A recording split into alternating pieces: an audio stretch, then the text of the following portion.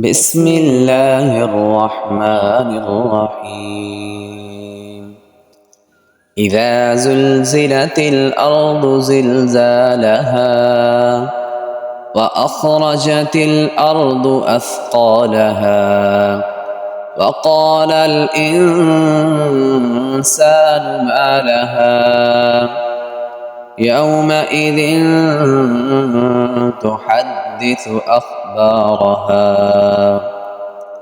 بأن ربك أوحى لها يومئذ يصدر الناس أشتاتا ليروا أعمالهم فمن يعمل مثقال ذرة خيرا يره ومن يعمل مثقال ذرة شرا يره.